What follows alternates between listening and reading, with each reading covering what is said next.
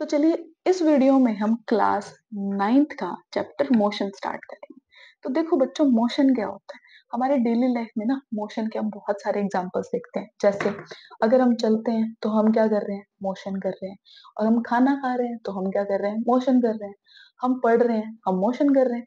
हम खेलते हैं तब भी हम क्या करते हैं? मोशन ही तो करते हैं। पंखा चल रहा है तो पंखा क्या कर रहा है? मोशन कर रहा है।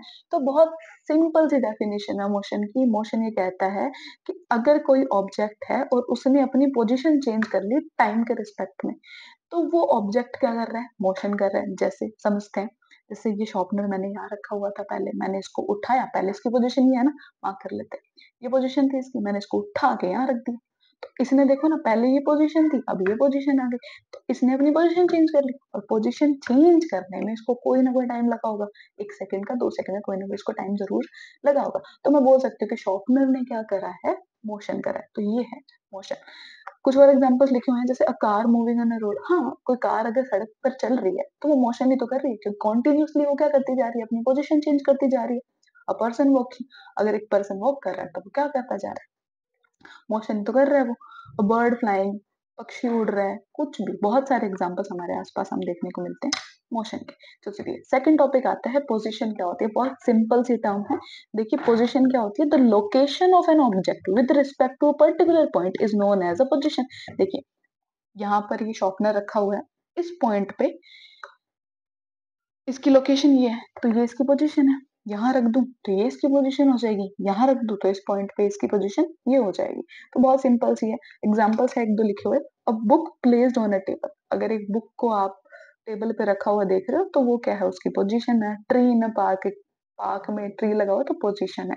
ठीक है, तो ये होती है पोजीशन। फिर आता है रेफरेंस पॉइंट। रेफरेंस पॉइंट देखो बेटा, रेफरेंस पॉइंट कभी खुद मोशन नहीं करता, ये खुद हमेशा किस में रहता है? रेस्ट में रहता है। देखिए रेफरेंस पॉइंट होता क्या है? जैसे ये हमें हेल्प करता है किसी और ऑब्जेक्ट के मोशन के बारे में बताने में। जैसे फॉर एग्जांपल, ये शॉर्पनर यहाँ पड़ा है, इसको पढ़ा रहा है। तो अब मैंने क्या करा, ये मैंने पेन लिया और इस पेन को मैंने इसके अराउंड ऐसे आसपास, इसके आसपास मैंने ऐसे चक्कर लगवाए। तो मैं ये बोल सकती हूँ कि ये जो पेन है, ये शॉर्पनर के आसपास क्या लगा रहा है? चक्कर लगा रहा है। तो ये शॉर्पनर इस पेन का क्या हो गया? रेफरेंस पॉइंट हो गया। इसी तरीके से अगर हम बड़े स्केल पर देखें तो जितने भी प्लैनेट्स हैं वो सारे क्या कर रहे हैं? हमारे सन के अराउंड चक्कर ही तो लगा रहे हैं। तो हम ये बोलूं, जैसे मैं बोलूं अर्थ सन के अराउंड चक्कर लगा रहा है, तो अर्थ के लिए रेफरेंस पॉइंट कौन हो गया? सन हो गया। तो इसी तरीके से ये होता है रेफरेंस पॉइंट। अब देखिए, a reference point is a fixed point और object that helps us determine the position of movement of another object. क्योंकि देखो इस शॉप में मैंने बोला था कि ये किस में रहेगा? जो रेफरेंस पॉइंट होगा वो हमेशा बेटा रेस्ट में रहेगा। इस चीज को ध्यान रखना। एग्जाम्पल है हमारे पास, if you say a car is 10 metres away from a tree. अगर एक कार है, वो कितनी दूर है? 10 मीटर दूर है एक ट्री से।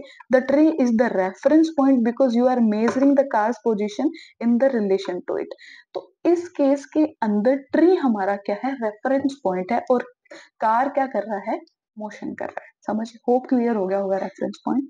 फिर आता है रेस्ट। देखो रेस्ट बहुत सिंपल सी बात है, कुछ नहीं है। अगर ऑब्जेक्ट ने टाइम के रिस्पेक्ट में मैं अपनी पोजीशन को चेंज नहीं कर रहा तो हम बोल देंगे कि वो किस में है? रेस्ट में। देखिए if an object do not changes its position with respect to time, it is said to be in rest. जैसे a book lying on a table, अगर एक बुक किसी टेबल पे रखी हुई है और उसके साथ कोई छेड़छाड़ नहीं कर रहे हैं, तो वो किस में है? रेस्ट में। जब तक वो अपनी पोजीशन चेंज नहीं करेगी तब तक वो किस में रहेगी?